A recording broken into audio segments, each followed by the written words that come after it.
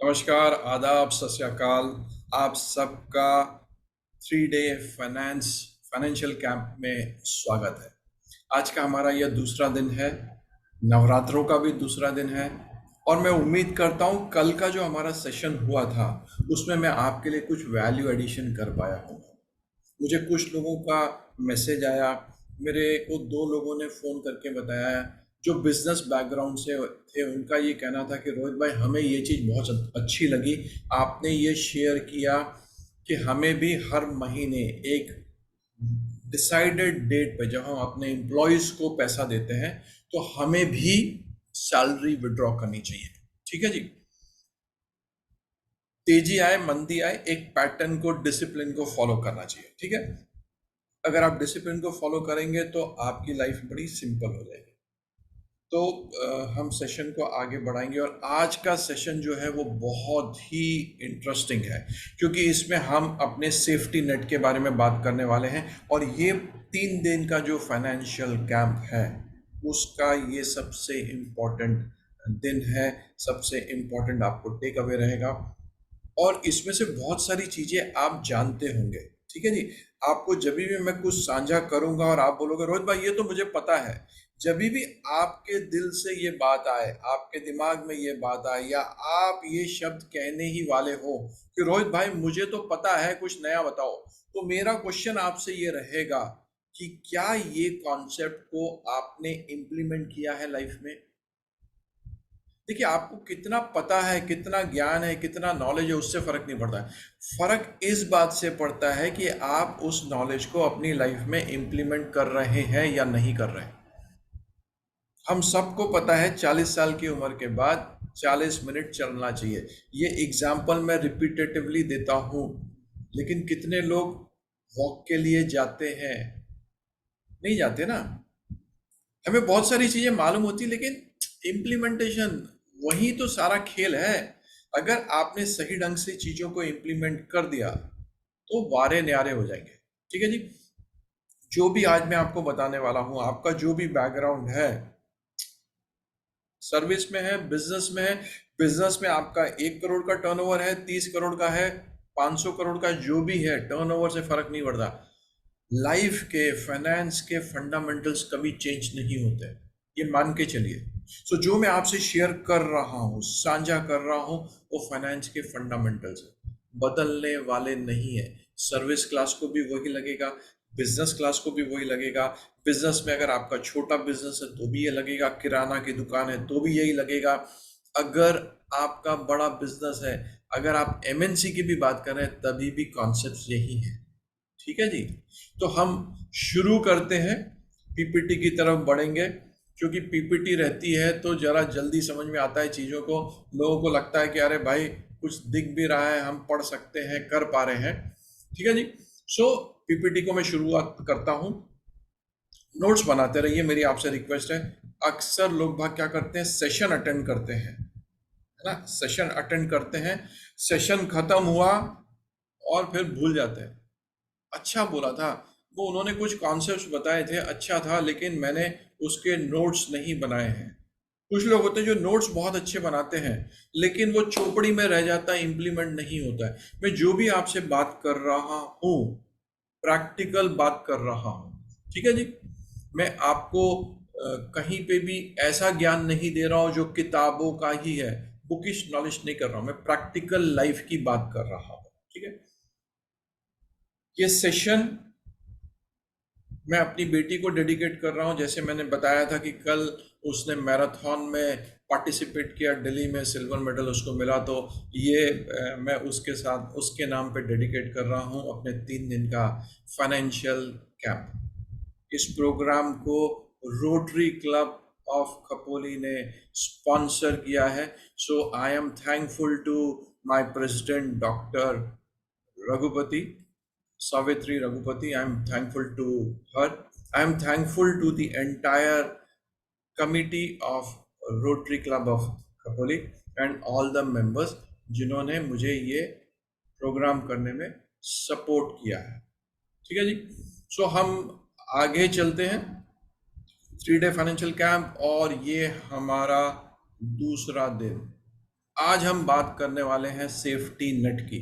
देखिए क्या होता है, अ, अक्सर आप और मैं मूवीज देखते हैं। पुराने जमाने में जो स्टंट्स होते थे, स्टंट मैन होता था, उसको चोटें लगती थी, वो फाइट सीन होता था, लग जाती थी। एग्जाम्पल के लिए अमिताभ बच्चन, हमारे जाने माने मेगा स्टार, जब उनका फाइट का सीन हो रहा था कुली मूवी में, और उनका उस फाइट के सीक्वेंस में उनके इंटेस्टाइन में एक्सीडेंटली एक टेबल लग गई और वो मौत की कगार पे जाके रुक गए थे। काफी समय तक वो हॉस्पिटल में रहे और उसके बाद ईश्वर की कृपा से, आपकी हम सब की दुआओं से वो ठीक होके सुरक्षित घर पहुंचे। तो लाइफ में ऐसे बहुत सारे इंसिडेंट होते हैं। Prevention is better than cure. Safety को हमेशा ध्यान में रखते हुए काम करना चाहिए। इसलिए हमारे, हम देखते हैं ना कॉर्पोरेट्स में सेफ्टी एस्पेक्ट पे बहुत ध्यान दिया जाता है। आप कभी मल्टीप्लेक्स पे जाते हैं तो आपको एक एग्जिट डोर हमेशा दिखेगा। आपको हर एक फ्लोर पे, अगर आप किसी होटल में है तो हर एक कमरे में आपको बताया जाता है कि अगर फायर लग जाती है तो फायर एग्जिट कहाँ है, फायर एग्जिट आपको कहाँ से निकलना है। सेफ्टी का प्रोविजन हमेशा लोग करके चलते हैं। जब हम कॉर्पोरेट में होते हैं, हम सेफ्टी की बात करते हैं कि भाई सेफ्टी ड्रिल होना चाहिए, 3 महीने में सेफ्टी ड्रिल होना चाहिए, 6 महीने में होना चाहिए। हमारी सोसाइटी में भी हम साल में कम से कम एक बार तो सेफ्टी के ड्रिल करवाते ही हैं। ठीक है जी।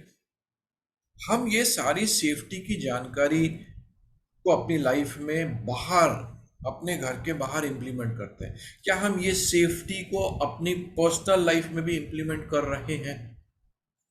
देखिए, 3 इंपॉर्टेंट एस्पेक्ट आते हैं सेफ्टी को लेके। पहला आता है फाइनेंशियल सेफ्टी, दूसरा आता है आपकी लाइफ को लेके सेफ्टी, और तीसरा आता है हेल्थ सेफ्टी। ये बेसिक 3 फंडामेंटल है।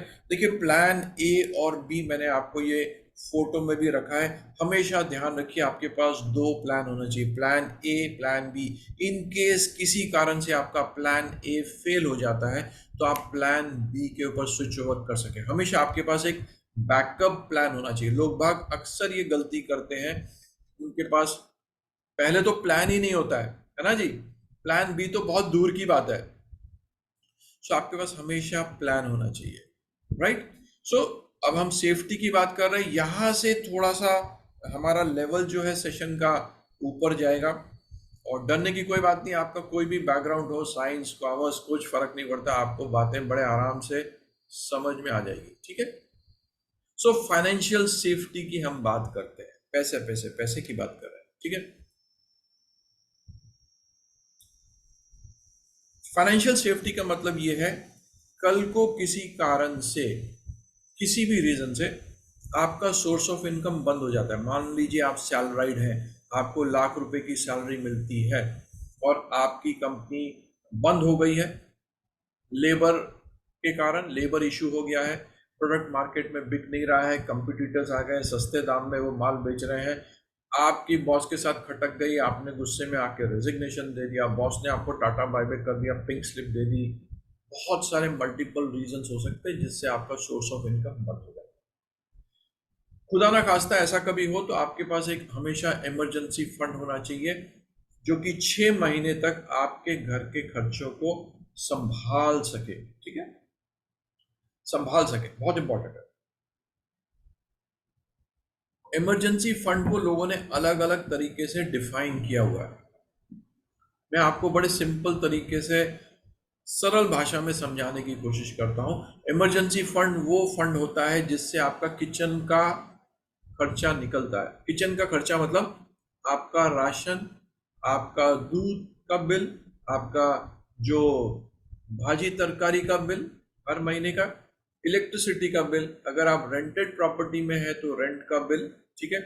बच्चों की स्कूल की फीस, बच्चों के बस की फीस, आपके सर्वाइवल के लिए जो बेसिक चीजें, हम उसकी बात कर रहे हैं। मैं इसमें कोई भी आपके ईएमआई की बात नहीं कर रहा हूँ। अगर आपने घर खरीद लिया उसकी ईएमआई की मैं बात नहीं कर रहा हूँ, कार की ईएमआई, किसी भी तरीके की ईएमआई की मैं बात नहीं कर रहा हूँ, मैं किसी भी तरीके की इंश्योरेंस के पेमेंट की बात नहीं कर रहा हूँ, क्योंकि आप उसको डिफर कर सकते हो, पोस्टपोन कर सकते हो। मैं आपसे किसी भी तरीके की निवेश की बात नहीं कर रहा हूँ। आप बोलोगे रोहित भाई मेरा तो एसआईपी चल रहा है 20,000 का, उसका क्या? मैं किसी की भी बात नहीं कर रहा हूँ। मैं इस समय आपसे सिर्फ सर्वाइवल की बात कर रहा हूँ कि आपको सरवाइव करना है, आपके पास कोई भी सोर्स ऑफ इनकम नहीं है, तो आपका घर, आपका परिवार 6 महीने तक सस्टेन कर सके, अपनी जीविका को आप 6 महीने तक खींच सके। 6 महीने तक खींचने का रीजन ये होता है कि ऐसा माना जाता है, ऐसा सोचा जाता है कि 6 महीने में आप कुछ ना कुछ जोड़ तोड़ करके कहीं से सोर्स ऑफ इनकम आपकी चालू हो जाएगी। कई बार वो 6 महीने, 9 महीने और 1 साल भी हो जाता है। कोविड में हमने जैसे देखा, बहुत तकलीफ हुई थी लोगों को। 1 साल, 2 साल वो एक एक्सेप्शन चीज है, ठीक है ना। तो मोटा मोटा 6 महीने के लिए आपके पास ये जो आपका किचन का खर्चा है, ठीक है जी, जो भी धनराशि, मान लीजिए आपका ये जो खर्चा आपने मोटा मोटा निकाला वो 20,000 रुपया है, तो 6 महीने के हिसाब से 1,20,000 रुपीज ये पैसा आपको अलग से रखना है, ठीक है जी। At any given point of time, किसी भी समय आपके पास ये धनराशि उपलब्ध होनी चाहिए, है ना जी। आप ये नहीं बोलोगे मैं तो दोस्त से ले लूंगा, मैं ऐसा कर लूंगा, जब ऐसे तो दिन कभी आएगा नहीं। रोहित भाई, मेरा बिजनेस का तो 1 करोड़ का मैं टर्नओवर करता हूँ और आप मुझे ये इमरजेंसी की बात कर रहे हो, 1.25 लाख रुपए होता ही क्या है। बहुत अच्छी बात है, मेरे पास ऐसे बहुत सारे उदाहरण हैं। कोविड के समय में मैंने ज्वेलर्स के साथ बहुत सारा काम किया है। जयपुर में मेरे बहुत सारे क्लाइंट हैं जिनका मैं फाइनेंशियल प्लानिंग करता हूँ। बड़े बड़े ज्वेलर्स थे, जब ये कोविड का समय आया तो उनकी दुकानें लॉक हो गई और लोगों ने ज्वेलरी खरीदना बंद कर दिया। उनको अपना बिजनेस स्विच ओवर करना पड़ा। ज्वेलरी के धंधे से निकल के उन्होंने वेजिटेबल का काम शुरू कर दिया, कांदा बटाना बेचना शुरू कर दिया। आप समझ सकते हैं, ज्वेलर कांदा बटाटा बेचने लग गया, क्योंकि उसको ये समझ में आ गया कोविड के बाद, कोविड से जब परिस्थिति सुधरेगी उसके बाद भी लोग बाग ज्वेलरी खरीदेंगे नहीं बहुत समय तक। और अगर ऐसी ही परिस्थिति चलती रही तो 2 साल, 2.5 साल, 3 साल अगर बिजनेस मेरा नहीं हुआ तो मेरे वांदे हो जाएंगे। तो मेरे को सोर्स ऑफ इनकम चाहिए। तो इमीडिएटली उन्होंने बिजनेस को बदली किया, स्विच ओवर किया, और उनको समझ में आया कि नेसेसिटी का काम कर लेना चाहिए। कांदा बटाटा उन्होंने बेचना शुरू कर दिया। सुनने में बड़ा अटपटा लगता है, मैंने अपनी आंखों से देखा है। मैंने जैन साहब से बात किए थे, जो मेरे क्लाइंट है, उन्होंने कहा रोहित भाई, अच्छा बुरा अपनी जगह है, मुझे इस समय अपने परिवार को देखना है, धंधा चलाना है, मेरे साथ जितने लोग जुड़े हैं मेरे को उनका भी घर चलाना है। मैं एक जिम्मेदारी लेके बैठा हूँ, मेरे साथ 25 लोग जुड़े हैं, मेरी एक फैक्ट्री है जिसमें लगभग मेरे पास 125 वर्कर काम करता है, तो मुझे कुछ ना कुछ तो करना ही पड़ेगा, इतने सारे घरों को मुझे चलाना है। तो लोग मेरे बारे में क्या बोलते हैं मुझे प्रॉब्लम नहीं। दुनिया का सबसे बड़ा रोग, क्या कहेंगे लोग। हम हमेशा ये सोच के परेशान हो जाते हैं, अरे लोग क्या बोलेंगे, मैं ऐसा काम करूं, ठीक है। जब भी मुश्किल समय आती है तो आपकी तैयारी होनी चाहिए नया काम शुरू करने के लिए, परिस्थिति के हिसाब से अपने आप को एडजस्ट करने के लिए। सो 6 महीने के आपके जो भी एक्सपेंसेस हैं, किचन के एक्सपेंसेस आपके पास हमेशा होने चाहिए। अब लोग बाग क्या करते हैं रोहित भाई, मैंने प्रॉपर्टी में इन्वेस्ट किया, 2 करोड़ की प्रॉपर्टी मेरे पास, मेरा घर का खर्चा आपने जैसा बताया 2-2.5 लाख रुपए बहुत होगा 6 महीने के हिसाब से। लेकिन मेरे दोस्त, वो 2 करोड़ की प्रॉपर्टी बिकेगी नहीं, बेचने में तेरे को 3 से 6 महीना, 1 साल भी लग सकता है। आप जो भी इमरजेंसी फंड में पैसे की बात कर रहे हैं, 1.5 लाख, 2 लाख, 5 लाख, जो भी आपका फाइनेंशियल नंबर है आपने देखा है, उसको आपको लिक्विड फॉर्म में रखना है। लिक्विड फॉर्म मीन्स जिसको आप इमीडिएटली इस्तेमाल कर सकते हैं। टर्म डिपॉजिट हो गया, आपने अपने बचत खाते में रखा है, भाई आप गए पैसे निकालिए। रिकरिंग डिपॉजिट में आप रख सकते हैं, आप कभी भी बैंक में जाके उसको तोड़ सकते हैं। आजकल तो ऑनलाइन बैंकिंग चलती है, मोबाइल बैंकिंग चलती है, बटन दबाओ काम हो जाता है। डिजिटल वर्ल्ड में हम रह रहे हैं, ठीक है जी। तो क्या करना है, आपके पास लिक्विड फॉर्म में होना चाहिए। आप स्टॉक में भी डाल सकते हैं, स्टॉक मार्केट ऊपर जाता है नीचे जाता है, लेकिन आपके पास कुछ ऐसे स्टॉक्स होने चाहिए जो प्रॉफिट में आने के बाद आप उनको निकाल सको मुश्किल समय में। लॉस इन प्रॉफिट होगा, मान लीजिए आपने कोई स्टॉक मार्केट में किसी शेयर में इन्वेस्ट किया जिसमें प्रॉफिट आपको हो गया 500 गुना हो गया, 100 रुपए का शेयर 5 टाइम्स हो गया, 500 टाइम्स हो गया, ठीक है, 5 टाइम्स हो गया, 500 रुपए उसकी कॉस्ट हो गई। कल को वो नीचे भी जाता है, 500 के बदले आप 400 रुपए में उसको बेचते हैं, आपका प्रॉफिट तो हो ही रहा है ना। 100 रुपए आपका नुकसान जो हुआ है वो प्रॉफिट से 100 रुपया कम हुआ है, ठीक है जी। तो आप वैसा भी कर सकते हैं, क्योंकि आजकल स्टॉक मार्केट की सिचुएशन ऐसी है कि सब डिजिटल है। आज आप माल बेचो, अपना स्टॉक बेचो, 3 दिन में आपके पास पैसे आ जाते हैं। किसी केसेस में आपको सेम डे भी क्रेडिट मिल जाता है आपके खाते में। ऐसी सुविधाएं अवेलेबल है। सो आपके पास हमेशा ऐसा जरिया होना चाहिए जहां पे आपके पास कैश की अवेलेबिलिटी होनी ही चाहिए। ऐसी मुश्किल परिस्थिति के लिए आपको अपने आप को तैयार रखना है। हर इंसान बात करता है इमरजेंसी फंड, इमरजेंसी फंड, हमें पता है रोहित भाई, लेकिन क्या आपने इमरजेंसी फंड क्रिएट किया है? मेरा ये क्वेश्चन आपके साथ है। क्या आपने जो इमरजेंसी फंड क्रिएट किया है, आपके अलावा आपके परिवार के किसी दूसरे सदस्य को उसके बारे में मालूम है? आपके स्पाउस को मालूम है? कल को आपको कुछ मेडिकल इमरजेंसी हो जाती है तो क्या आपका स्पाउस उस फंड को अप्रोच कर सकेगा? आपके बच्चे उस फंड को मैनेज कर सकेंगे? हमने सेफ्टी नेट बना लिया है। मेरे पास इमरजेंसी फंड है, लेकिन वो सिर्फ मुझे ही मालूम है। कल को मेरा एक्सीडेंट हो जाता है, मैं हॉस्पिटल में एडमिट हो जाता हूं, तो पैसे कहां से आएंगे? किसी को और को भी मालूम होना चाहिए ताकि वो उस पैसे को सही ढंग से निकाल के इस्तेमाल कर सके। आज भी हिंदुस्तान के बहुत सारे बैंकों में 10,000 करोड़ से ज्यादा रुपए पड़े हुए हैं। किसके हैं किसी को मालूम ही नहीं है, उसको कोई मांगने वाला ही नहीं है। जिन्होंने पैसे डाले हैं या तो वो गुजर गए हैं, या उनके पास डॉक्यूमेंट नहीं है, उन्हें पता ही नहीं है अब करना क्या, उनके सक्सेशन वाले को भी पता नहीं। सो 10,000 करोड़ से भी ज्यादा पैसा बैंक में पड़ा हो, बहुत बड़ी राशि है ये। सो जब भी आप इमरजेंसी फंड बनाते हैं, परिवार वालों को मालूम होना ही चाहिए। ठीक है जी। 6 महीने का आपका हाउस होल्ड का होना चाहिए। आपको जो भी रखना है लिक्विड फॉर्म में ही रखना है। घर में कुछ कैश हमेशा रखिए। हम हमेशा सोचते हैं जाके मैं एटीएम से ले लूंगा। कई बार ऐसा भी होता है कि एटीएम में पैसा नहीं होता है। कई बार ऐसा भी हो सकता है कि आपने एटीएम में कार्ड डाला और आपका कार्ड वहीं पे ब्लॉक हो गया। अब आप पैसे कहाँ से निकालोगे? है ना जी। आप बोलोगे रोहित भाई वॉलेट है ना मेरे पास। आप कहीं चले गए और आपका नेटवर्क चला गया। आज भी हिंदुस्तान के ऐसे बहुत सारे कोने हैं जहां पे नेटवर्क टूट जाता है ना जी। ट्रांजैक्शन नहीं होता है। आप कितने भी टेक्नोलॉजी को फॉलो करते हैं, फिर भी हार्ड कैश रखिए अपने साथ। मेरे साथ हो चुका है। मैं एक बार अपनी गाड़ी में डीजल डलवाने के लिए गया, तो और मेरी आदत है जैसे ही मैं डीजल डलवाने के लिए गया, मुझे क्रेडिट कार्ड पे पैसा देना था, क्योंकि वो महीने का आखिरी चल रहा था और मेरे पास कैश नहीं था उस समय। और उस टाइम पे ये डिजिटल वॉलेट्स आए नहीं थे इंडिया में। तो डीजल डलवाने से पहले मैंने उस लड़के से पूछा, बेटा तेरे पास क्रेडिट कार्ड की मशीन चल रही है क्या? उसने कहा सर चल रही है। मैंने कहा कंफर्म कर। मेरे सामने 2 मशीन थी और लोगों ने स्वैप किया, फिर भी मैंने उसको पूछा सेफ्टी के लिए। मैंने कहा अच्छा बेटा टैंक फुल कर दो। तो उसने टैंक फुल किया। मेरा बिल तकरीबन 2400-2500 रुपए का आया था। तो मैंने मेरा कार्ड उसको दिया और मशीन में मेरा कार्ड स्वैप नहीं हुआ। उसने दूसरी मशीन पे कोशिश की, उसमें भी स्वैप नहीं हुआ। नेटवर्क चला गया।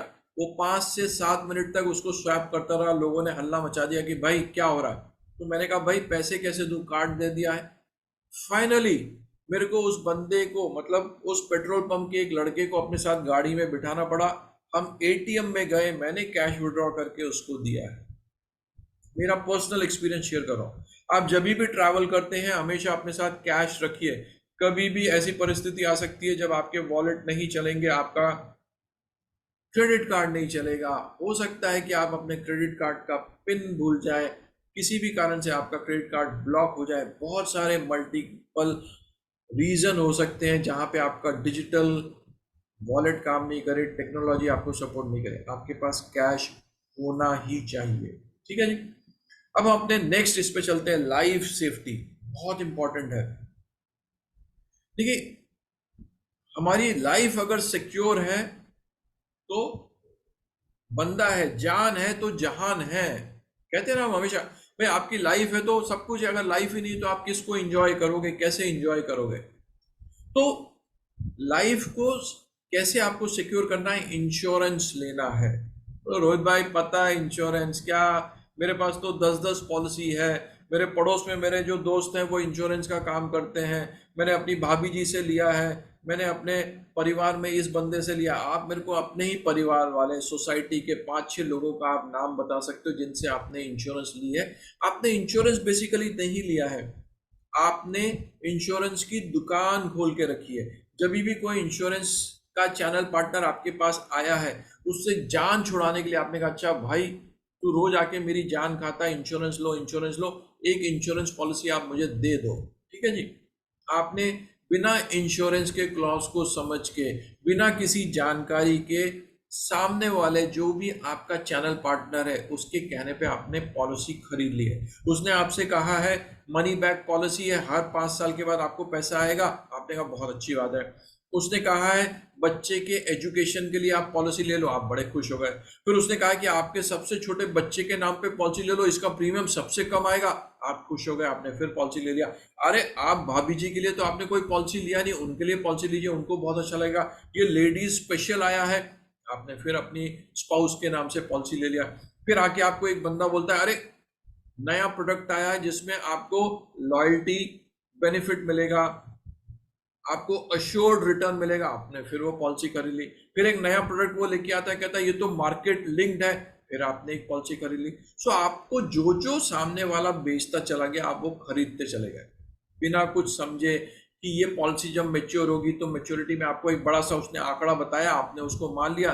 पेपर में उसने आपको कैलकुलेशन करके दिखाया जी आपको तो रिटर्न 12% आएगी, 14% आएगी, बैंक से भी ज्यादा आएगा, और आप खुश हो गए, अरे बहुत अच्छा है। ऐसा मत कीजिए। हमने जो गलती कर दी अब उसको सुधारने का समय आ गया है। इंश्योरेंस ऐसे नहीं खरीदी जाती है। सबसे पहला क्वेश्चन आता है कि इंश्योरेंस किसकी होनी चाहिए। इंश्योरेंस किसकी होनी चाहिए? माताजी, पिताजी, स्पाउस की, जो कमाने वाला बच्चा बंदा है उसकी, या बड़े बच्चे की, छोटे बच्चे की, किसकी होनी चाहिए इंश्योरेंस? सबसे पहला क्वेश्चन। इंश्योरेंस उस इंसान की आपको लेना है जो पैसे कमा के घर में लाता है, घर का मुखिया है। फॉर एग्जाम्पल हस्बैंड वाइफ और 2 बच्चे हैं, सिर्फ हस्बैंड ही कमाता है, तो हस्बैंड के नाम पे ही आपको पॉलिसी लेनी है। बच्चों के नाम पे पॉलिसी लेने की गलती मत कीजिए। हम इंश्योरेंस क्यों लेते हैं? सबसे पहली चीज तो इंश्योरेंस जो है वो कोई निवेश का, इन्वेस्टमेंट का प्रोडक्ट नहीं है। इन्वेस्टमेंट का प्रोडक्ट नहीं है। इंश्योरेंस का मतलब ही ये है एक इंस्ट्रूमेंट जिसमें आप पैसा लगा रहे हो, या तो अपने लॉसेस को कवर करने के लिए, या दूसरा अपने लॉसेस को मिनिमाइज करने के लिए, अपने नुकसान को कम से कम करने के लिए आप लगा रहे हो। उसमें पैसा लगा के पैसे बढ़ाने की हम बात करते ही नहीं है इंश्योरेंस में। जो इंसान आपको ये ज्ञान दे रहा है कि इसमें निवेश कीजिए, अश्योर्ड रिटर्न है, इतना रिटर्न मिलेगा उतना, वो आपको गलत ढंग से इंश्योरेंस की पॉलिसी बेच रहा है। इंश्योरेंस का बेसिक मुद्दा ही ये है आपके लॉसेस को कवर करना या आपके लॉसेस को मिनिमाइज करना। ठीक है, तो जो इंसान पैसा कमा रहा है आपको उसकी ही लाइफ का इंश्योरेंस लेना है और किसी का नहीं लेना। आप बोलो बाकियों का आते हैं उस पर। इंश्योरेंस कवर कितने का लेना चाहिए, कितने की मेरे को इंश्योरेंस पॉलिसी लेना चाहिए? ठीक है, उदाहरण के लिए आप 1 लाख रुपए महीना कमाते हैं, बिजनेस है, सैलरी है, जो भी है, हम मोटा मोटा 1 लाख रुपए की बात करते हैं, कैलकुलेशन सिंपल हो जाएगी।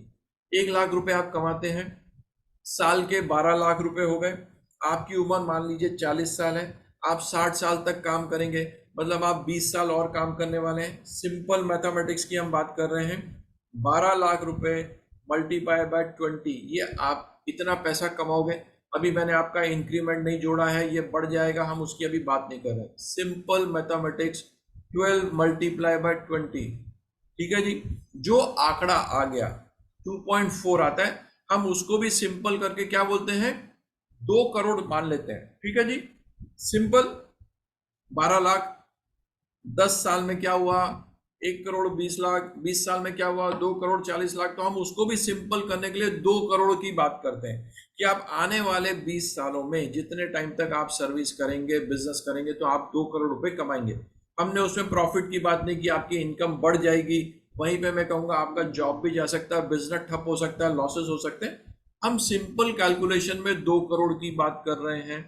जो भी आपका आंकड़ा आया 2 करोड़, मल्टीप्लाई बाय 5 कीजिए, मतलब 10 करोड़ की आपको इंश्योरेंस लेनी है। ठीक है जी, पहला तो ये आपको आंकड़ा सुन के डर लगेगा, रोहित भाई 10 करोड़ प्रीमियम कितना होगा, आप तो कुछ भी बोलते हो।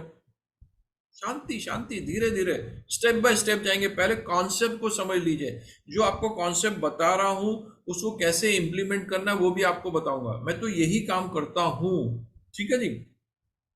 तो आपको आंकड़ा आ गया 5 टाइम्स। हम क्यों उसका कर रहे हैं? क्योंकि इस समय में आपकी इनकम बढ़ेगी, इन्फ्लेशन बढ़ेगा, आपकी जरूरतें बढ़ेंगी वगैरह वगैरह। ठीक है जी। तो 5x हमने करके उसका एक आंकड़ा निकाल लिया 10 करोड़ का, सिंपल। ये आपका हो गया है कितने अमाउंट की आपको इंश्योरेंस लेनी। पहला हमने देखा था जो बंदा पैसा कमाता है घर पे, कमाऊ इंसान के नाम पे इंश्योरेंस लेनी है, नंबर 1। कितनी इंश्योरेंस लेनी है, अमाउंट भी मैंने आपको डिफाइन कर दिया है। अब सबसे इंपॉर्टेंट क्वेश्चन आता है कि रोहित भाई कौन सा प्रोडक्ट लेना है, एंडोनमेंट प्लान लेना है, मनी बैक लेना है, क्या करना है बताओ। आपको सबसे सस्ता, सबसे सुंदर टिकाऊ टर्म प्लान लेना है। टर्म प्लान, टर्म प्लान क्या होता है? बड़े से इंश्योरेंस कवरेज के लिए आप सबसे कम प्रीमियम देते, सबसे सस्ता, सबसे ज्यादा कवर करने वाला इंश्योरेंस का जो प्रोडक्ट है वो है टर्म प्लान। जो आपको कोई भी चैनल पार्टनर बताएगा नहीं, वो बोलेगा, वो आपको वो सारे प्रोडक्ट्स बताएगा जिसमें उसको मैक्सिमम कमीशन मिलती है। टर्म प्लान में एक तो प्रीमियम कम होता है और उसकी क्या, कमीशन बहुत कम होती है, इसलिए वो आपको प्रोडक्ट बताता नहीं है, क्योंकि उसको नुकसान है और आपको फायदा है। ठीक है जी। टर्म प्लान आप लोगे 10 करोड़ का, किस एज तक आपको लेना है? आपको 60 ईयर्स तक लेना है, जब तक आपके कमाने की एक्टिव इनकम की आपकी क्षमता है। ठीक है। आपको आपका एजेंट बोलेगा, जब आप फोर्स करोगे नहीं मुझे तो टर्म प्लान लेना है, तो बोलेगा सर एक काम करो 70 साल तक ले लो, 80 तक लोगे, आपकी तो लाइफ एक्सपेक्टेंसी 80 ईयर्स है। फैमिली में देखिए आपके जो फादर ग्रैंडफादर 80 ईयर्स के रहे, कुछ नहीं, 60। जब आप अपने एक्टिव इनकम से रिटायर हो जाएंगे बिजनेस या सर्विस से, 60 इज 60। तो आप बोलो मेरे को 60 साल की उम्र में अपना ये टर्म प्लान खत्म करना है। मोस्ट इंपॉर्टेंट थिंग, जो प्रीमियम आप भरते हो टर्म प्लान के लिए, इस बीच में खुदा ना खास्ता अगर आपका एक्सीडेंट हो जाता है, आप एक्सीडेंटल कवर भी लेंगे। अगर आप फिजिकली हैंडीकैप्ड हो जाते हैं परमानेंट, तो आपको पैसे मिलेंगे। अगर आपकी मृत्यु हो जाती है, यम जी आपको अपने साथ अपने घर ले जाते हैं, तो आपके परिवार को वो 10 करोड़ रुपए मिल जाएंगे और आपका परिवार की जो जरूरतें हैं वो सारी पूरी हो जाएगी। सिंपल। आपका ऑब्जेक्टिव क्या है? खुद को और खुद के परिवार को आपको सिक्योर करना है, सेफ्टी देनी है। मेरे जाने के बाद, मैं जब तक हूं, मैं जिम्मेदारी आपकी सारी जरूरतों की करता हूं। मेरे जाने के बाद मेरे बदले इंश्योरेंस वाले आपको वो पैसा दे देंगे जिससे आपका जीवन का निर्वाह हो सके। ये हमारा इंश्योरेंस का कॉन्सेप्ट है। ठीक है जी। तो आपको 60 साल तक का लेना है, 10 करोड़ का फिगर हमने जो कैलकुलेट किया था उसके हिसाब से टर्म प्लान लेना है। इसके अलावा आपको कोई भी वो बोले ये आप उसमें एडिशन ले लो, 100 रुपए में ये मिल जाएगा, कुछ भी नहीं लेना है, टर्म प्लान लेना है। इसके अलावा आपको एक्सीडेंटल कवर करना है और कुछ भी एड ऑन करने का नहीं है। जैसे बोलते हैं ना, आप कोई वाइट गुड लेने के लिए जाते हो, प्रोडक्ट लेने के लिए जाते हो, तो आपको होता है सर 1 साल का एडिशनल आप छोटा सा प्रीमियम दे के इसका एएमसी कर सकते हैं, इसको आप 3 साल के लिए वारंटी बढ़ा सकते हैं। अक्सर ऐसा आपको बेचा जाता है प्रोडक्ट, और आप कहते हैं अरे यार छोटा सा अमाउंट है ले लेते हैं। फिर आपको लगे सर आप ईएमआई कर रहे हैं तो 50 रुपये आएगा, 70 रुपये आएगा, आप बोलते चलो ले लेते हैं। कुछ करने की आवश्यकता नहीं है, क्योंकि उसका आपको कुछ वैल्यू एडिशन नहीं होने वाला है भाई, आपको कुछ उसका बेनिफिट नहीं आने वाला है। तो मैं वहां पैसा ही क्यों डालूं जिसमें मेरे को कोई फायदा नहीं है? ठीक है ना जी। तो हमको उसमें भी कुछ भी पैसे डालने की आवश्यकता नहीं है।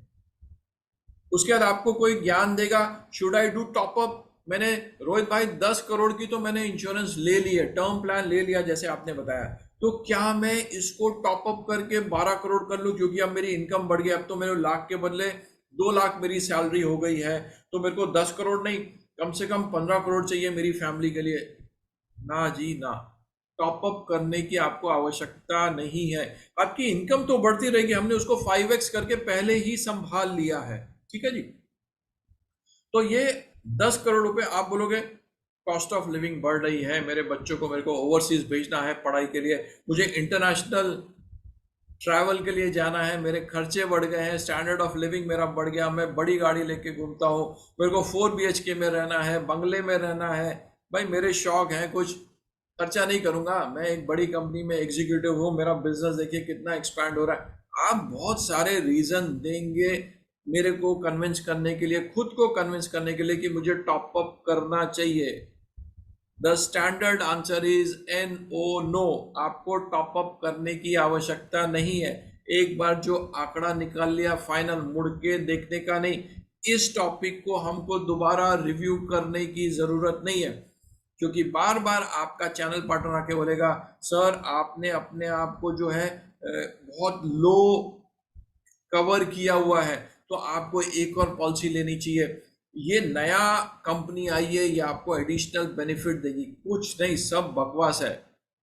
टर्म प्लान मतलब ये, जब व्यक्ति की मृत्यु होगी तो वो सम अश्योर्ड, जो भी आपने इंश्योरेंस कराई है वो पैसा मिलेगा। अगर आपको 60 साल तक कुछ नहीं होता है तो वो पैसा आपको नहीं मिलेगा। ठीक है जी। हम 60 साल का टेन्योर इसलिए ले रहे हैं क्योंकि जब मैं 40 साल से 60 साल की अपनी जर्नी कवर करूंगा एक्टिवली, तो मैं डेफिनेटली अपने पैसों को बचाऊंगा। जैसे हमने कल सीखा था, पहले आपको पैसे कमाने हैं, उसको प्रोटेक्ट करना है, सेव करना है और ग्रो करना है। तो ये 20 साल की जो आपकी जर्नी है उसमें आप पैसों को बचाओगे, निवेश करोगे ना। इंश्योरेंस के भरोसे थोड़ी आप अपना फ्यूचर सिक्योर करोगे, मैं मर जाऊंगा तो आपको 10 करोड़ मिलेंगे तभी आप अपनी लाइफ को सेट करना, no. So you will make your investment strategy separately। ठीक है जी। अब एक बहुत ट्रिकी क्वेश्चन आता है जिसके बारे में लोग बाग बात नहीं करते हैं। मैंने एक 10 करोड़ का इंश्योरेंस का टर्म प्लान ले लिया है, ठीक है। अगर मुझे कुछ हो जाता है 60 साल से पहले तो मुझे, मेरे परिवार को मेरे जाने के बाद 10 करोड़ रुपए मिल जाएंगे, ठीक है। सो मेरे को ये समझ में आया कि अगर मेरे पास 10 करोड़ रुपए आ जाते हैं तो मेरी फैमिली सिक्योर हो जाती है। सिंपल मैथमेटिक्स जो हम अभी तक बात कर रहे हैं, मेरा नंबर इज 10 करोड़, सिंपल। कई बार ऐसा होता है कि आपके पिताजी ने, आपके दादाजी ने या आपके परिवार के किसी सदस्य ने कहीं पे कुछ निवेश किया होता है। एंसिस्टर प्रॉपर्टी की हम बात कर लेते हैं। तो मान लीजिए आपके दादाजी ने बोला कि भाई ये व्यक्ति मुझे बहुत प्रिय है, मैं इसके नाम पे ये प्रॉपर्टी देना चाहता हूँ, इसको मैं गिफ्ट देना चाहता हूँ, ठीक है जी। तो आपके नाम पे वो प्रॉपर्टी उन्होंने ट्रांसफर कर दी। आपको इसके बारे में जानकारी नहीं थी कि आपके दादाजी आपको इतना चाहते थे, आपके नाना जी नानी जी आपको इतना चाहते थे, आप इतनी अच्छी पर्सनालिटी थे, आप उनके अच्छी बुक्स में आते थे। तो आपके नाम पे उन्होंने प्रॉपर्टी कर दी और वो बड़ी प्रॉपर्टी थी। आपको समझ में आया कि मैं तो शहर में रहता हूँ, मुंबई में रहता हूँ, चेन्नई में रहता हूँ, मेरी तो बादलपुर में प्रॉपर्टी का मैं क्या करूँगा, हवेली है माना, लेकिन मैं उसको इस्तेमाल नहीं कर सकता हूँ, मेरे बच्चे तो मुड़ के भी उस गांव में जाएंगे नहीं। तो मैं क्या करता हूँ, उस प्रॉपर्टी को बेच देता हूँ, लैंड पार्सल को बेच देता हूँ।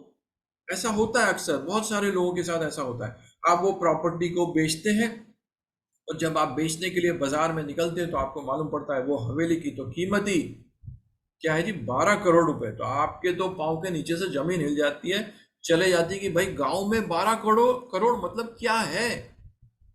तो फिर आप उसको धीरे धीरे बेचते हो। कई बार आपको ऐसी लॉटरी लग जाती है जहां पे वो, आपने जो आंकड़ा लेके इंश्योरेंस किया था, 10 करोड़ का आपने इंश्योरेंस लिया था, वो कहीं से आपकी झोली में विंडफॉल हो जाता है, कहीं से ऊपर से चमत्कार होके वो पैसे आपके पास आ जाते हैं 10 करोड़ के, ठीक है जी। जब कभी आपके जीवन में ऐसा मिरेकल हो और आपके पास वो धन राशि आ जाए जिसका आपने टर्म प्लान लिया है, 10 करोड़ आपके पास आ गए प्रॉपर्टी बेच के, कहीं से कोई स्टॉक्स आपके पास आ गए, आपके फादर ने लिए थे कि भाई अच्छी कंपनी के ब्लू चिप लिए थे, आपके नाम पे ट्रांसफर हो गया है और आपको मालूम पड़ा कि पिछले कई समय से इसके ऊपर कुछ कार्यवाही नहीं हुई, उसके ऊपर बोनस भी आ गया है और फलाना हो गया, वो बहुत बड़े नंबर के शेयर्स हो गए, वैल्यू बहुत हो गई, आपने उसको लिक्विडेट किया और आपके खाते में आ गए 10 करोड़ रुपए। अब वो 10 करोड़ रुपए को आप अलग से निवेश करेंगे सिस्टमेटिक वे में, वो एक अलग जर्नी है, उसमें कैसे निवेश करना है, क्या करना है। जब आपके पास वो धनराशि आ जाएगी तो आपको क्या करना है, आपको इमीडिएटली अपने टर्म प्लान को बंद कर देना है। टर्म प्लान को क्या करना है, बंद करना है। बंद करने में आपको कुछ मिलेगा नहीं। जो प्रीमियम आप उसको दे रहे हो ना हर साल, 2,000 5,000, वो देना बंद कर दीजिए। अब बोलो, अरे ना भाई, मैंने इंश्योरेंस क्यों ली थी, मेरे गुजर जाने के बाद मेरे परिवार को 10 करोड़ रुपए मिलने चाहिए। अब वो 10 करोड़ रुपए मेरे खाते में आ गए, कहीं से भी आए, लेकिन 10 करोड़ का आंकड़ा मेरे पास है, तो मुझे टर्म प्लान की आवश्यकता नहीं है। मेरा पर्पस टर्म प्लान लेने का सॉल्व हो गया है। तो टाटा बाय बाय सीओ, मुझे टर्म प्लान नहीं चाहिए, फाड़ के फेंक दीजिए। सिंपल। ये ज्ञान आपको कोई भी देता नहीं है। बहुत रियलिस्टिक चीज मैं आपको बता रहा हूं, इसके बारे में किसी को भी, बहुत ही कम लोग हैं जिसको जानकारी है कि भाई हम क्यों टर्म प्लान ले रहे हैं, हमारा ऑब्जेक्टिव क्या है, हमारा पर्पस क्या। अगर हमारा पर्पस हो जाता है, मीट हो जाता है, तो हमें क्या करना चाहिए। ठीक है जी। तो टर्म प्लान के लिए आपको ये करना है। अब आप बोलोगे रोहित भाई, मेरे पास तो इंश्योरेंस की दुकान है, आपने जैसे शुरू में कहा था इसकी इंश्योरेंस, मैंने तो पूरे परिवार वालों की इंश्योरेंस लेके रखी है, और मैं साल का लगभग 2 से 2.5 लाख रुपए का प्रीमियम भरता हूं, अब मैं क्या करूं, फंस गया हूं। आपने जो ज्ञान दिया उससे मुझे समझ में आया कि मेरे से गलती हो गई है। Now what is a corrective action. गलती हुई तो सुधार तो करना ही पड़ेगा। आपको क्या करना है, सबसे पहले तो आपको यह समझना है कि आपने जो भी इंश्योरेंस लिए है, वो इंश्योरेंस का ऑफिस कहाँ पे है। क्योंकि हम में से बहुत सारे लोग ऐसे हैं जिन्होंने इंश्योरेंस खरीद लिए क्योंकि चैनल पार्टनर आके रोज सिर पे बैठता था, भाई साहब ले लीजिए, भाभी जी ले लीजिए। मतलब यहाँ हो गया था कि बाजार में भी भाभी जी का वो बस्ता पकड़ लेगा, स्कूल में भी बच्चों को पकड़ लेगा। आपने उससे पीछा छुड़ाने के लिए इंश्योरेंस खरीदा है। तो आपको सबसे पहले ये जानकारी लेनी है कि आपका जो भी प्रोडक्ट है उसका ऑफिस कहाँ पे है, वो इंश्योरेंस कंपनी के किस ब्रांच से आपकी पॉलिसी इश्यू हुई है। नंबर वन, आपको उस ब्रांच में जाने की आवश्यकता है। पर्सनल विजिट करना पड़ेगा, फोन पे काम नहीं होगा, ठीक से काम नहीं होगा। तो सीधा रास्ता, एक दिन ऑफिस से, बिजनेस से आधे दिन की छुट्टी लीजिए, अपनी सारी इंश्योरेंस पॉलिसी फोल्डर में रखिए, जेरोक्स निकालिए और चले जाइए उनके ऑफिस में, और उनको बोलिए कि ये सारी जो मेरे पास बड़े सा पोथा लेके मैं आपके पास आया हूं, ये मैं सरेंडर करना चाहता हूं, इसकी मुझे सरेंडर वैल्यू बता दीजिए। नंबर वन, हर एक पॉलिसी के सामने वो आपको सरेंडर वैल्यू बताएगा। अगर आपने पॉलिसी को 3 साल या उससे ज्यादा तक एक्टिव रखा है, अगर आप रेगुलरली प्रीमियम भर रहे हैं, तो जो कुछ भी है वो पॉलिसी को आप सरेंडर कर सकते हैं, उसकी एक सरेंडर वैल्यू होती है। आप वो हर एक पॉलिसी को समझ लीजिए कि इसकी सरेंडर वैल्यू क्या है। ठीक है जी। अब इसके दो आपको विकल्प बता रहा हूं, ऑप्शंस बता रहा हूं, आप क्या कर सकते हैं। नंबर वन, अगर तो आप बिजनेस कर रहे हैं, अगर तो आप बिजनेस कर रहे हैं और आपकी बैंक से आपने कोई लोन उठा रखा है, सीसी लिमिट है, टर्म लोन चल रहा है, short term, long term, exports के लिए आपने लोन लिया, दुनिया भर के जो भी आपने बिजनेस को चलाने के लोन लिए हुए हैं, जिस पे आप 12 से 15% का ब्याज भर रहे हैं, 12 to 15%। ठीक है जी, सिंपल। आप क्या कीजिए, वो जितनी भी पॉलिसीज हैं उसके सामने या तो लोन ले लीजिए, लोन आपको 8 से 9% पे मिल जाएगा, 10% मैक्सिमम मिलेगा, बैंक से कम 2% सस्ता मिलेगा। पैसा उठाइए, बैंक वाले को पैसा दीजिए, उतनी लाइबिलिटी अपनी कम कर लीजिए। Number one, simple. आपका जो लोन का जो 2% का आउटफ्लो कैश का है वो मैंने कम कर दिया है, सिंपल मैथमेटिक्स से। कागज, अपने ही कागज इधर दिए, लोन उठाया, पैसा लेके बैंक में आपने क्लियर कर दिया है। नंबर वन, 2% से, 2.5% से, 3% से आपका लोन अमाउंट मतलब कम हो जाएगा, इंटरेस्ट कम हो जाएगा, क्योंकि आपने उतना पैसा बैंक को दे दिया है। Option one. अगर आप बिजनेस नहीं करते हैं, सर्विस में है, आपको कुछ समझ में नहीं आता, वो सारी पॉलिसी को सरेंडर करके जो पैसा मिलता है वो धनराशि को लेके कहीं और निवेश कर दीजिए। कहीं पे भी आपको जो कैलकुलेशन दिखाई गई है, इस पे आपको बड़ा सा रिटर्न आएगा, ये आएगा, कुछ आने वाला नहीं है। ताबड़तोब उसको निकल जाइए, उस पैसे को कहीं और निवेश कर दीजिए, सरेंडर करके सब स्क्वायर ऑफ कर दीजिए, कचरे को साफ कीजिए। क्योंकि उन पॉलिसी में से आने वाले समय में आपको प्रीमियम भरना रहेगा। जो पॉलिसी मेच्योर हो गई, कहानी खत्म, जिसमें आपने पूरा प्रीमियम भर दिया, अब आपको पैसे आने बचे हैं, वो तो ठीक है। जहां प्रीमियम भरना बचा है वो सबको क्लोज कर दीजिए। बहुत सिंपल तरीका है। फाइनेंशियली आपको मैं ऑर्गेनाइज होने की बात बता रहा हूं, ठीक है जी। इंश्योरेंस के बारे में कोई ऐसी जानकारी नहीं देता है, मैं आपको ये जानकारी दे रहा हूं, और मेरी हम्बल रिक्वेस्ट है, प्लीज इसको इम्प्लीमेंट कीजिए, आपको बहुत फायदा होगा। Now we come to our third pillar of safety net, that is health safety. भाई अगर आपको अपने पैसे को एंजॉय करना है तो आपके पास अच्छी हेल्थ होनी चाहिए। हम अक्सर लोगों को देखते हैं, वो फला आदमी तो सेठ है, उसके पास बहुत सारा पैसा है, लेकिन यार किस काम का, बाहर का खा नहीं सकता है, घूमने नहीं जा सकता है, उसकी तबीयत ठीक नहीं है, उसके तो डॉक्टरों के ही चक्कर लगते हैं, बीपी हाई है, शुगर पेशेंट है, हार्ट पेशेंट है, और दुनिया भर के तामझाम। क्योंकि हमने हमने अक्सर क्या देखा है, लोगों को, लोग भाग पैसे कमाने की होड़ में इस तरीके से लग जाते हैं, अपनी सेहत को कंप्रोमाइज कर लेते हैं। हेल्थ इज वेल्थ, जो हमने सुना है वो 100% सत्य है। अगर आपकी अच्छी सेहत है तो आपके पास वो वेल्थ है एक तरीके से, ठीक है जी। सो आपको क्या करना है अपनी हेल्थ को सिक्योर करने के लिए? पहले तो अपने लाइफस्टाइल के ऊपर फोकस कीजिए, ठीक है जी। आजकल क्या हो गया, हम सब फास्ट फूड वाले हो गए, इंस्टेंट वाले हो गए, हमको इंस्टेंट ग्रेटिफिकेशन भी चाहिए, इंस्टेंट फूड भी चाहिए। हमारे को मूड स्विंग होता है तो हम बोलते हैं यार हमको 2 मिनट्स वाला नूडल चाहिए, हमको 2 मिनट में सूप भी चाहिए, मेरे को 30 मिनट में पिज्ज़ा भी आ जाना चाहिए, स्विगी वाला भी मेरे को 30 मिनट में डिलीवर कर देगा, खाना मेरे पसंद का नहीं बना है तो मैं बाहर से मंगा लेता हूँ। ये हमारा लाइफस्टाइल हो गया। हम हर वीकेंड पे मॉल पे फूड कोर्ट पे जाके खाना खाना चाहते हैं, फाइन डाइन हर 15 दिन में हम करना चाहते हैं, क्योंकि हमें ऐसा लगता है वो हमारा स्टेटस सिंबल है।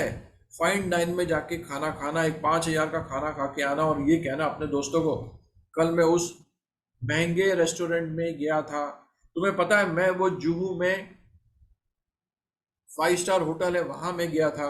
Status symbol. आप 5 स्टार होटल में खाना खाते हो या घर पे खिचड़ी खाते हो, मेरी सेहत पे कोई फर्क नहीं पड़ता है।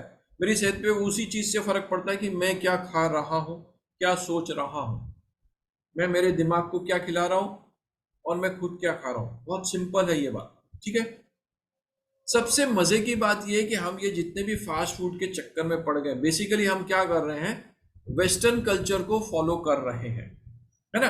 ये सारे जो बर्गर पिज्जा की जो कहानियां हैं, इंस्टेंट फूड आया, नूडल्स वूडल्स आए, इटली से आ गए, ये सब बाहर से आया हुआ कार्यक्रम है। हम सब देसी लोग तो रोटी सब्जी दाल भात खाने वाले लोग हैं। हमारे माताजी पिताजी दादाजी तो यही काम करते थे, उनके जमाने में ये सब नहीं होता था। And most interesting thing is that अगर आप ओवरसीज में थोड़ा सा भी झांक के देखो तो आपको ये समझ में आएगा, पिज्जा और बर्गर ओवरसीज में गरीब लोग ही खाते हैं। जिनके पास रहने के लिए जगह नहीं है वो मैकडोनल्ड में जाके एक बर्गर खाता है, रात भर वहां निकालता है।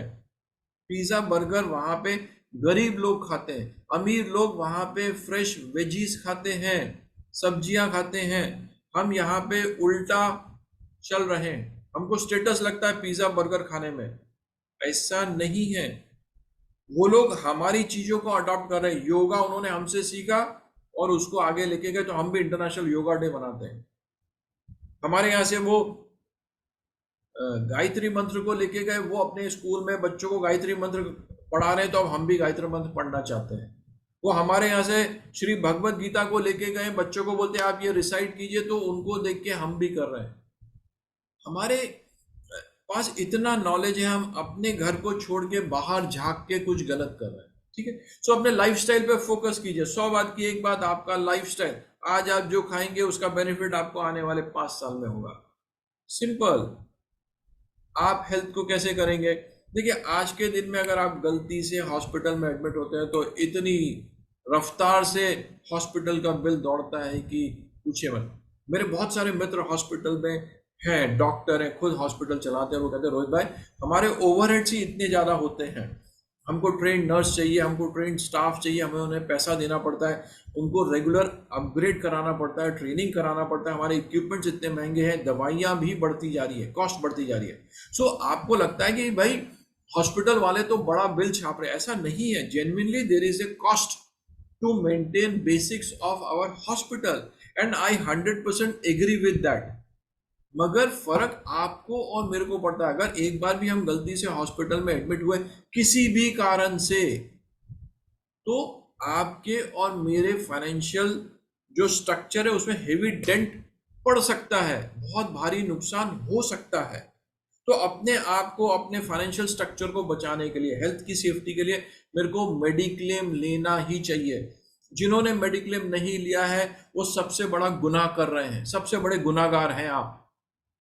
सबके पास मेडिक्लेम होना ही चाहिए। जैसे कहते हैं ना, every person should take basic education, वैसे ही हर एक इंसान के पास मेडिक्लेम होना ही चाहिए, होना ही चाहिए और होना चाहिए। मैं इतना स्ट्रांगली उसको एंडोर्स करता हूं और बोलता हूं। अच्छा, मेडिक्लेम के बारे में लोग पूछते हैं, हमारे को कंपनी ने पॉलिसी लेके दिया। कुछ नहीं, आपको खुद की पॉलिसी लेनी है। कल को आप कंपनी छोड़ के दूसरी कंपनी में जाएंगे तो आपके सारे बेनिफिट्स खत्म हो जाएंगे। सिंपल। कंपनी ने लिया है, बहुत अच्छी बात है, आपको खुद खरीदने की जरूरत है। आपने भी लिया है, कंपनी ने भी लिया है। आप क्या कीजिए, जब आपका कहीं कुछ ऐसी इमरजेंसी आती है, आप हॉस्पिटलाइज हो रहे हैं, आपको मेडिक्लेम लेना है, तो कंपनी की पॉलिसी को आप पहले प्रोसेस कराइए, क्योंकि वो फास्टर पेस में हो जाएगा। कॉर्पोरेट उनका टाई अप होता है, सिंपल। बट आपकी पर्सनल इंश्योरेंस मेडिक्लेम होना ही चाहिए। टैक्स बेनिफिट भी मिलता है। उसमें दो ऑप्शन आते हैं, कैशलेस की रीइंबर्समेंट। आपको कैशलेस स्कीम में ही जाना है। पहले हम खर्चा करेंगे, बाद में हम बिल सबमिट करेंगे, वो प्रोसेस करेंगे, वेरीफाई करेंगे, उसमें से कुछ पैसा काट लेंगे और उसके बाद आपको पैसा भेजेंगे।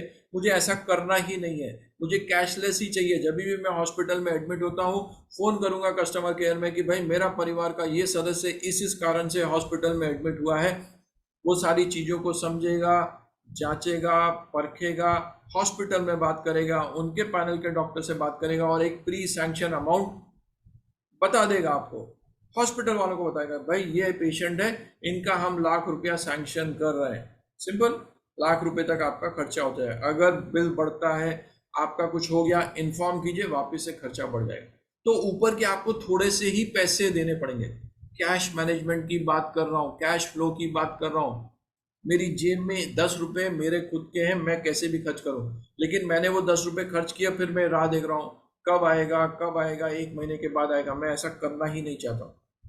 इंश्योरेंस वाले पहले ही पैसा दे दे, मेरे को ऊपर का थोड़ा बहुत पैसा देना पड़ेगा। I am good with that. एक और उसमें ऑप्शन आता है कि रोहित भाई क्या हम उसको टॉप अप कर लें? यस, आप अपने मेडिक्लेम को टॉप अप कर सकते हैं। मेडिक्लेम को आप टॉप अप कर सकते हैं। आपको फ्री फ्लोट मेडिक्लेम पॉलिसी ही लेना है। पूरे परिवार का आपको फ्री फ्लोट लेना है। आपको कम से कम 5 लाख की मेडिक्लेम पॉलिसी लेनी ही है। उससे कम लेंगे मजा नहीं आएगा, क्योंकि जब आप किसी हॉस्पिटल में एडमिट होंगे तो आपके रूम का जो टैरिफ है उस पर कैपिंग लग जाती है। आपका जो भी मेडिक्लेम पॉलिसी का अमाउंट है उसके रेशियो में कैपिंग लगती है। सिंपल। ठीक है जी। आपने अपने परिवार का मेडिक्लेम लिया है, जिसमें आपकी माता जी हैं, आपके पिताजी हैं, आप हैं, आपका स्पाउस है, आपके बच्चे हैं, आपके ससुराल पक्ष के भी लोग हैं। ऐसा खिचड़ी मत पकाइए। आपको सिर्फ अपने परिवार का ही पॉलिसी लेना है। अपना परिवार मतलब आप, आपके स्पाउस और आपके डिपेंडेंट बच्चे। सिंपल। आपके पेरेंट्स की अलग से पॉलिसी लीजिए, ससुराल पक्ष की अलग से पॉलिसी लीजिए। उसका रीजन ये है कि वो जो प्रीमियम चार्ज करते हैं वो पूरी फैमिली में जिसकी एज सबसे ज्यादा होती है उसके हिसाब से प्रीमियम चार्ज करते हैं। तो आप उनकी पॉलिसी अलग अलग ले लीजिए। आपके पिताजी की उम्र मान लीजिए 70 साल है, उनकी अलग से पॉलिसी होनी चाहिए। मेडिक्लेम की जो लाइफ होती है, हर साल आपको उसका प्रीमियम भरना पड़ता है। अगर आपने प्रीमियम में डिफॉल्ट कर दिया, पॉलिसी खत्म हो जाएगी, उसके बेनिफिट्स कैरी फॉरवर्ड नहीं होंगे। जो कंटिन्यूटी के आपको बेनिफिट्स मिलते हैं वो आपको मिलेंगे नहीं। तो कुछ भी हो जाए, आपको मेडिक्लेम को चालू ही रखना है। पैसे नहीं है, उधार ले लीजिए कहीं से, मेडिक्लेम को भरते ही रहिए। यहां पे चूक नहीं सकते आप, ये बहुत इंपॉर्टेंट चीज है। अच्छा, कल हमने बात की थी कारपेट इन्वेस्टमेंट की। सेकेंड वर्ल्ड वॉर था, उसमें उन्होंने बॉम्बिंग की थी, फटाफट सब जगह कारपेट की तरह वो बॉम्ब गिर गए थे। वैसे ही हम कारपेट इन्वेस्टमेंट्स की बात कर रहे हैं। फटाफट ये समझाऊंगा, इस कॉन्सेप्ट को हम वापस से भी समझेंगे कल। आपको इस तरीके से अपने पैसे को निवेश करना है जो रेगुलर इंटरवल में आपके पास आते रहें, उसको हम बोलते हैं कारपेट इन्वेस्टमेंट। सिंपल, मतलब आपने आज से अपने निवेश का सिलसिला शुरू किया। मान लीजिए आपने जो साइकिल शुरू किया है वो आपको 5 साल के बाद आएगा, तो 5 साल के बाद आपको जनवरी में पैसा आएगा, फेब में आएगा, मार्च में आएगा, फिर वो सिलसिला चलता ही रहेगा। अगर आप अपने से पहले वाले जनरेशन को पूछोगे, उनसे पहले वाले जनरेशन को पूछोगे, तो बोलेंगे भाई हमारे पास सबसे सिंपल तरीका था नेशनल सेविंग सर्टिफिकेट, किसान विकास पत्र। 6 साल में पैसे दुगने होते थे, अब वो 7 साल के हो गए, 8 साल में हो गए। सिंपल, वो क्या करते थे, हर महीने 5-5 हजार का नेशनल सेविंग सर्टिफिकेट लेते थे, तो 7 साल के बाद वो पैसे डबल हो जाते थे। 7 साल के बाद उनको 5 हजार के 10 हजार मिलते थे, तो वो सिलसिला चलता रहता था। तो पहले 5 साल के लिए वो इन्वेस्ट करते थे कारपेट की तरह हर महीने, और फिर छठे साल से वो डबल होके उनको आना शुरू होता था। अब इंटरेस्टिंग पार्ट ये है कि जो उन्होंने पैसा लगाया वो डबल होके आया, तो अपने पैसे 5 हजार तो वो खर्चा करते थे और 5 हजार को वापस से वो निवेश कर लेते थे, और वो साइकिल चलता ही रहता था। सो आपको इनिशियली 5 साल के लिए ही हर महीने निवेश करना है, और वो साइकिल चलता ही रहेगा। इसके बारे में बहुत सारे लोगों को जानकारी है, लेकिन लोग भाग इम्प्लीमेंट नहीं करते। अरे रोहित भाई, कहाँ 7 साल में एनएससी में आप पैसे की बात करते हो, डबल आता है? कौन पोस्ट ऑफिस में लाइन में खड़ा होके काम करेगा? मेरे दोस्त, थोड़ा तो पेन लेना ही पड़ेगा अपनी लाइफ को सिक्योर करने के लिए, बेहतर बनाने के लिए। हम करोड़ों का धंधा करते हैं, लेकिन हम ये छोटी छोटी चीजों को करने से कतराते हैं। रिकरिंग डिपॉजिट खोल लीजिए अगर आपको एनएससी से तकलीफ है, पोस्ट ऑफिस से आपको अच्छा नहीं लगता है। बैंक में डिजिटली कर सकते हैं ना, रिकरिंग डिपॉजिट हर महीने के हिसाब से खोल लीजिए कि उसकी मैच्योरिटी 1 साल के बाद होगी। आपने अगले महीने चालू किया, उसकी मैच्योरिटी 1 साल के बाद होगी, तो वो आपका साइकिल बन गया। 1 साल तक आप बनाते गए, फिर उसके बाद नेक्स्ट ईयर से आपको एक एक महीने में पैसा मैच्योरिटी के साथ मिलना शुरू हो गया। वो साइकिल आप कर सकते हैं, बहुत सिंपल है। Basically, what we are trying to do, we are trying to organize our investment in such a way that we get a regular income. हम एक पैसिव रेगुलर इनकम को जनरेट कर रहे हैं। 5 साल में आप ये काम कर सकते हैं। बाबा कहते हैं ना, सालों लगते हैं मुझे फाइनेंशियल फ्रीडम लाने के लिए, फाइनेंशियल इंडिपेंडेंस के लिए। मैं तो आपको एक फॉर्मेट बता रहा हूँ, आज आप शुरू कीजिए। आपने इमरजेंसी फंड बना लिया है, आप 5 साल में फाइनेंशियली फ्री हो गए। Simple, 5 years, today we are in 2023, 2028 में आप इस फॉर्मेट को फॉलो करके फाइनेंशियली फ्री हो गए हैं। सोचने की बात ही नहीं है। लोग कहते हैं हम तो 60 साल में फाइनेंशियली फ्री होंगे, 5 साल में आप फ्री हो सकते हैं। बहुत सिंपल है। आपके पास पब्लिक प्रोविडेंट फंड अकाउंट होना ही चाहिए। अगर आप एम्प्लॉयमेंट में है, कंपनी आपका पैसा काटती है, उससे कोई फर्क नहीं पड़ता है। आपको खुद भी अपना पब्लिक प्रोविडेंट फंड अकाउंट खोलना है, खुद का खोलना है, स्पाउस का खोलना है। जो आपके बच्चे 18 साल से ऊपर हो गए हैं उनके नाम पे आपको खोलना है। सिंपल, 15 साल के लिए करना है। जब 15 साल मेच्योर हो जाएंगे, 5 साल के लिए और आप उसको रिन्यू कर लीजिए, क्योंकि ये सिक्योर्ड इंस्ट्रूमेंट है जिसको गवर्नमेंट बैकिंग करती है। सरकार ने अगर कहा है तो पैसे मिलेंगे ही मिलेंगे, आपके पैसे सुरक्षित रहेंगे। देखिए, 100 का 150 करने की एक स्ट्रैटेजी अलग होती है, और मैं चाहता हूं कि मेरे 100 सिक्योर रहें। जब मेरे को चाहिए मैं वो 100 रुपए निकाल के इस्तेमाल कर सकूं। दोनों अलग अलग खेल हैं। 100 के 125 करने का एक स्ट्रैटेजी गेम प्लान अलग है, हम उसको वापस से किसी और दिन समझेंगे। अभी तो हम अपनी सेफ्टी नेट की बात कर रहे हैं। मेरी दाल रोटी चलती रहे, मेरे जो बेसिक लाइफ के जो रिक्वायरमेंट्स है वो पूरे हो सके। आप बोले रोहित भाई बड़ा धंधा है, 1 करोड़ का धंधा, आप क्या दाल रोटी की बात करते हो, मैं तो 5 स्टार में अफोर्ड। आप सब कुछ कर सकते हैं। मैं आपको जब वो 1% का क्राइसिस आता है ना, 2008 में जब मंदी आई थी, बैंक कोलैप्स हो गए थे, मैं उसकी बात कर रहा हूँ। मैं उस समय की बात कर रहा हूँ जब हर्षद मेहता का वो टेन्योर आया था, जब share market, stock market collapse कर गया था। मैं आपको उस समय के लिए तैयार कर रहा हूँ जब कोविड आ गया था। लाइफ में एक बार दो बार ऐसे एपिसोड्स होते ही हैं। वो 2% हमारे साथ दुर्घटना नहीं घटे, उसके लिए मैं आपको तैयार कर रहा हूँ। आपके पास कितना पैसा है उससे फर्क नहीं पड़ता है। फर्क इस बात से पड़ता है कि क्या आपने उस पैसे का सही ढंग से निवेश किया है क्या। और अगर नहीं किया तो आपको करने की जरूरत है, आपको ये सब फॉलो करने की जरूरत है। This is the time for change. अपने आप को आपको बदलने की जरूरत है। अपने लिए बदलने की जरूरत है, अपने परिवार के लिए बदलने की जरूरत है। अगर आप ऐसा नहीं करोगे, आप बोलोगे मेरे पास आज के दिन में कैश फ्लो बहुत है, इसकी जरूरत नहीं है। समय आपको आज नहीं तो कल ऐसी कगार पे लाके खड़ा कर देगा, और आपको ये मेरी कही हुई बातें बिल्कुल याद आएंगी कि काश मैंने इमरजेंसी फंड बनाया होता, काश मैंने इंश्योरेंस ली होती, काश मैंने इंश्योरेंस में टर्म प्लान लिया होता, मैंने मेडिक्लेम लिया होता। मेरे साथ ऐसे कितने सारे दोस्त हैं जिनके लिए मैं रोता रहा, कहता रहा भाई मेडिक्लेम ले ले ले ले। इत्तेफाक से पॉलिसी में पैसा नहीं भरा और उसी साल कुछ गड़बड़ हो गया, हॉस्पिटलाइज होना पड़ गया, बड़ा बिल कट गया। ऐसे बहुत सारे उदाहरण आपको आपके आजू बाजू मिल जाएंगे, है ना जी। हम समझदार लोग वही होते हैं जो दूसरे की गलती से सीख लेते हैं। खुद गलती करने की आवश्यकता नहीं है। हर चीज सीखने के लिए मैं गलती नहीं करूंगा, कई बार दूसरों की गलती से सीख लीजिए। और मैं तो आपको बिल्कुल वो गेम प्लान बता रहा हूँ जो मैं रेगुलरली लोगों को बोलता हूँ, लोगों को इम्प्लीमेंट करवाता हूँ, और ये इम्प्लीमेंट करने के लिए मैं बड़े बड़े पैसे लेता हूँ। सिंपल।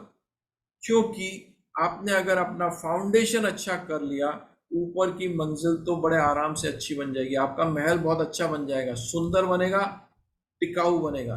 वो हिलेगा नहीं, कोई वाइब्रेशन अर्थक्वेक से ऐसा हिलेगा नहीं, क्योंकि उसमें हमने टाइट बीम डाली हुई है, फाउंडेशन बढ़िया है। ठीक है जी।